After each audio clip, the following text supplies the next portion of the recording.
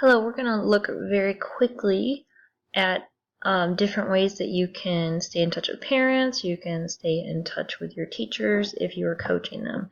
So what I made was a very simple Google site.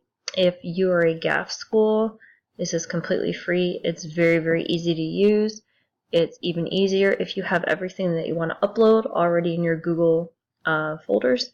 Just make sure that you have the appropriate permissions, whether it be anybody at all on the internet, which if you're sharing with parents, you definitely want to do that. And I've done that in the past several times. Or if you just want to share it with your school, generally you can put your settings so that only people at your school can view your content. So this is a relatively basic page. Like I said, it's super easy to navigate. It's generally already ADA compliant. As far as your text and the way things are set up go, you only have 3 different styles as far as your titles, headings, things like that are concerned. And it'll change your font and your colors based on whatever scheme you choose, and it will make them compliant. So this is what a typical page would look like. So on this I have standards, your NETs T, and then your ISTEs, and I have objectives for my page, definition of multimedia, and the DDDE model, which is a very useful way if you're planning out an interactive project. And I've also included some different links that you can look at. For example, Canva is great for graphics. It's also good for pictures. I love Google Draw, and obviously it works really well with this. So we're going to click on graphics. Again, it'll give you the definition of graphics. Now, I tend to stay away from GIFs, or they're actually GIFs. I learned that today. But in the interest of what we're doing, I did add those. They're really easy to make. I was using a Pixel camera for this particular picture that I made. This is just one that we photoshopped in class. And then this is a graphic that I made using Google Draw last year sometime.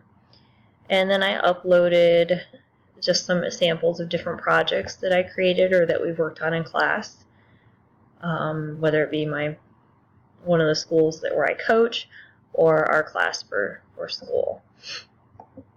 Then audio can also be a very powerful tool, but it can also be a very distracting tool.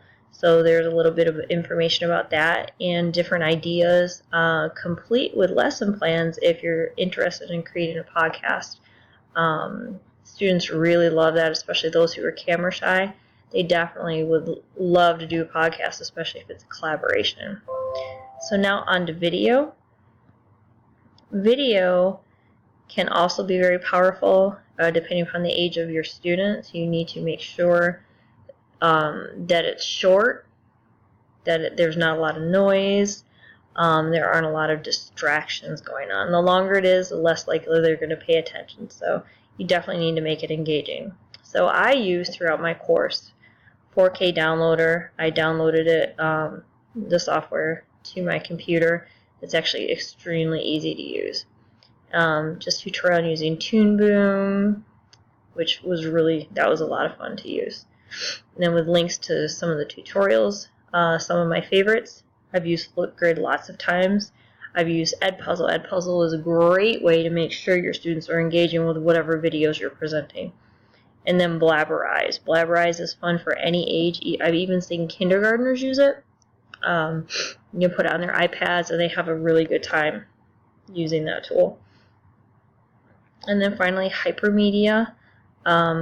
It's basically collaborating or taking all of your documents and putting them into one, taking all of your different types of media and putting it into one.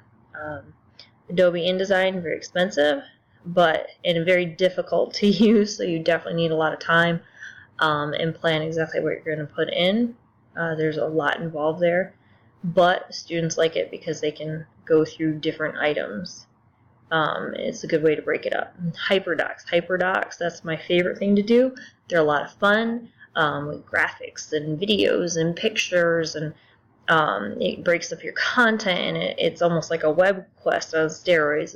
It's really cool. I absolutely love them, and I have a ton of them at my disposal. And that's about it. Thanks for watching.